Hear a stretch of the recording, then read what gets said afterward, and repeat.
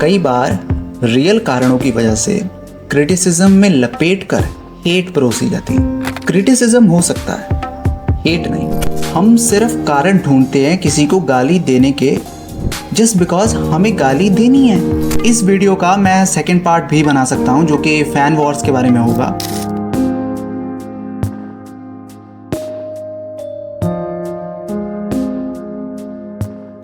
तो इस सब की शुरुआत कहाँ से हुई थी? आई एम श्योर आप कहेंगे कि आईपीएल, बट मुझे ऐसा लगता है कि इस सब की शुरुआत आईपीएल से पहले हो गई थी। एक टाइम था जब इंडियन क्रिकेट में सिर्फ सचिन तेंदुलकर का फैन बेस हुआ करता था। मतलब बाकी क्रिकेटर्स को भी सपोर्ट मिलती थी बट फैन बेसेस नहीं होते थे। लेकिन फिर सौरव गांगुली ने एक टीम बनाई। इस टीम में फॉर अ चेंज ऐसे ऐसे क्रिकेटर्स लाए गए जिनकी पहचान सिर्फ इंडियन क्रिकेटर तक सीमित नहीं रही। इन प्लेयर्स ने अपनी अपनी खुद की पहचान भी बनाई। एंड आई थिंक ये पहला दौर था जब भारतीय क्रिकेट में एक साथ बहुत सारे इंडिविजुअल फैन बेसेस को एक साथ देखा गया। प्लेयर्स का एक दूसरे के साथ कंपैरिजन, लोगों का आपस में बात करते हुए आपस में बट जाना, ये जरूर तब शुरू हुआ होगा क्योंकि उस टाइम पे इंटरनेट और सोशल मीडिया तो था नहीं। तो एक तो ये बातें हाईलाइट नहीं होती थी और दूसरा कभी भी बुरा रूप नहीं लेती थी। अब जब बात सोशल मीडिया की आई गई है तो आते हैं आज के दौर पे भारतीय क्रिकेट के आज की डेट के 3 सबसे बड़े और अनफॉर्चुनेटली 3 सबसे टॉक्सिक फैन बेसेस पे।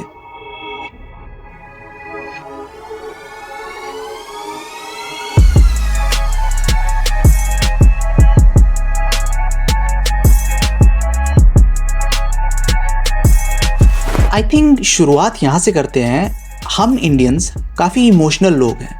हम जब किसी को पसंद करते हैं तो out of love and respect उस इंसान को भगवान का दर्जा दे देते हैं। Now it's a personal opinion, but ये चीज़ मुझे अपने आप में गलत नहीं लगती है। आई थिंक किसी को out of respect and love भगवान का दर्जा देना highest form of love and respect हो सकता है। ऐसा इसलिए क्योंकि इंसान भगवान से ऊपर किसी भी एंटिटी को नहीं रखते और किसी को भगवान का दर्जा देना is like saying you are the most important thing for us and nothing matters more than you.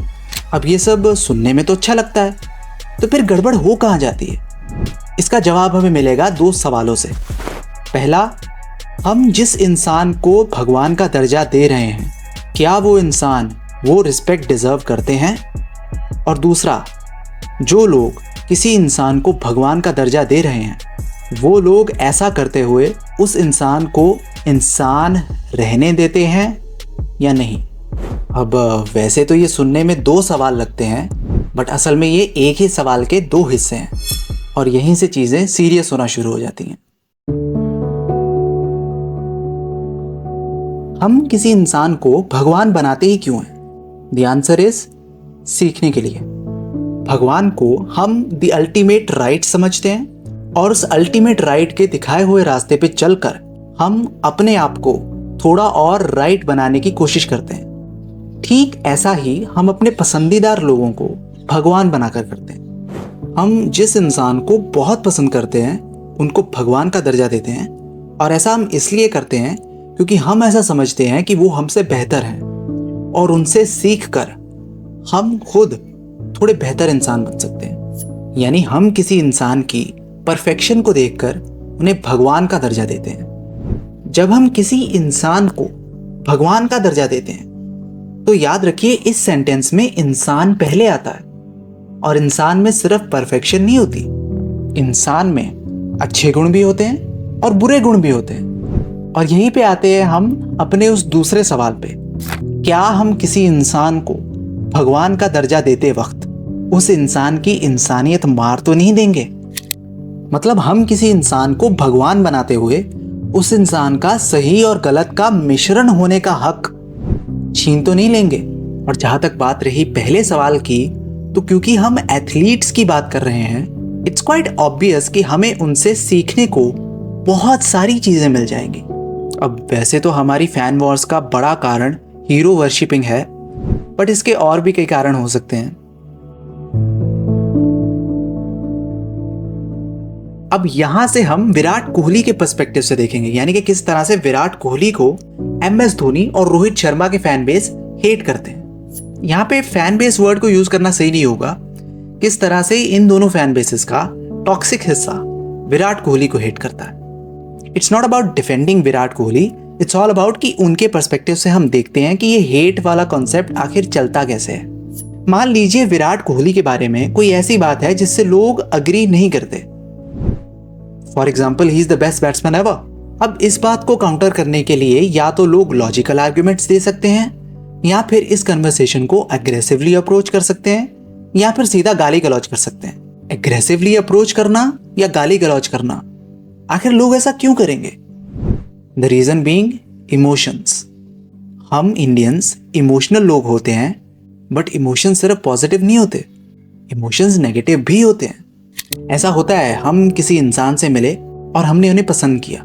हमारी लाइकिंगनेस हर बार उनसे मिलने के साथ साथ बढ़ती जाती है और एक पॉइंट पे इतना बढ़ जाती है कि हम उनसे प्यार करने लगते हैं। लेकिन ऐसा भी तो होता है कि हम किसी इंसान से मिले and we dislike that person. जितना हम उस इंसान को देखेंगे उतनी हमारी डिसलाइक बढ़ती जाएगी और एक टाइम के बाद हेट का रूप ले लेगी।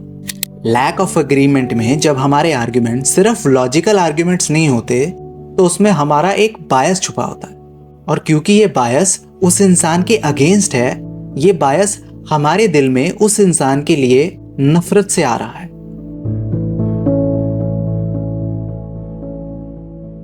ये हमेशा ही होता है, एक फैन बेस दूसरे फैन बेस के फेवरेट प्लेयर को पोक करते हैं और फिर रिटेलिएशन में वो फैन बेस इस फैन बेस के फेवरेट प्लेयर को हेट देते हैं। और ये तीनों फैन बेस कर रहे हैं, कभी कोई कम तो कभी कोई ज्यादा। हर बड़ी चीज के बारे में डिबेट तो होती ही है। हम इस पॉइंट पे आ चुके हैं कि इन तीनों के बारे में कोई भी डिबेट बहुत हाई चांसेस हैं कि अच्छी नोट पे फिनिश नहीं होंगी। डिबेट्स कई तरह से स्टार्ट हो सकती हैं। कंपैरिजन, किसी प्लेयर को उठा के किसी और प्लेयर के साथ कंपेयर कर दिया, डिबेट शुरू हो गई। क्लेम्स, जैसे मान लीजिए MS धोनी के कुछ फैंस MS धोनी को द ग्रेटेस्ट कैप्टन एवर बोल दे। कोई लॉजिकल आदमी ऐसा बोल सकते हैं कि रियली, अगर आपको ऐसा लगता है तो आइए बात कर लेते हैं। हम लोग एज अ फैन अपने फेवरेट प्लेयर के बारे में बहुत सारे क्लेम्स करते ही रहते हैं और जिसकी वजह से डिबेट शुरू हो जाती है। हम अक्सर ही देखते हैं कि डिबेट्स बहुत जल्दी हेट का रूप ले लेती हैं। जैसे अगर विराट कोहली मैच जीतने के बाद एग्रेसिव सेलिब्रेशन करते हैं तो उनको कंपेयर किया जाता है MS धोनी के साथ कि देखो ये तो मैच जीतने के बाद ऐसी कोई हरकत नहीं करते, और फिर इस बात को बेस बनाकर विराट कोहली को हेट दी जाती है। ये लगातार चलती हुई डिबेट्स में कुछ आर्ग्यूमेंट्स इतनी बार दिए जाते हैं कि वो हमें सच लगने लगते हैं, बट सच होते नहीं है। विराट कोहली को सेल्फिश बोलना, MS धोनी को क्रेडिट स्टीलर बोलना, रोहित शर्मा को वड़ा पाव बोलना, ये सब सच नहीं है, लेकिन ये इतनी बार यूज किए जाते हैं कि ये सच लगने लगते हैं। ना तो विराट कोहली सेल्फिश हैं, ना MS धोनी ने कभी क्रेडिट स्टील किया है, और ना ही रोहित शर्मा की फिटनेस कभी भी रेलेवेंट रही है। ये सब हमारे दिमाग की रचना है। इंसान का दिमाग कहानियों पे चलता है। हम अपने फेवरेट प्लेयर के अराउंड अपने दिमाग में कहानियां बनाते हैं जिसमें हमारे फेवरेट प्लेयर हीरो होते हैं और बाकी सारे विलन्स। क्योंकि हम अपनी ख्याली दुनिया और असल दुनिया में फर्क नहीं करते, इसलिए हमारी ख्याली दुनिया के बेसिस पे बनी हुई हमारी हेट रियल लाइफ में ट्रांसेंड होती है। हम अपने ख्याली कारणों की वजह से किसी रियल इंसान को हेट दे रहे होते हैं। ये पूरी वीडियो इन तीनों के बारे में नहीं है, ये पूरी वीडियो आपके बारे में है। जी, आपके बारे में, जो इन तीनों को हेट देते हैं। इससे इन तीनों का कोई नुकसान नहीं हो रहा, लेकिन आपका हो रहा। आप अंदर से खोखले हो रहे हो। आप इन तीनों से ही नहीं बल्कि जिंदगी में बहुत सारी चीजों से दूर हो रहे हो। ये बातें सुनने में अजीब लगती हैं, लेकिन ये सच हैं। दुनिया आपके नजरिए से बड़ी है। आपका नजरिया मायने रखता है, लेकिन आपका नजरिया ही दुनिया का इकलौता नजरिया नहीं है। जिस तरह से हम अपने पसंदीदा इंसान की तारीफ सुनकर खुश होते हैं, हम जिस इंसान से नफरत करते हैं उसकी बेइज्जती सुनकर भी खुश होते हैं। मैं बस यही चाहता हूँ कि आप एक ऐसे इंसान ना बन जाएं जो किसी के आंसुओं पे हंसना सीख जाएं। अगर आपको इस वीडियो में कुछ भी अच्छा लगा हो तो do let me know in the comment section.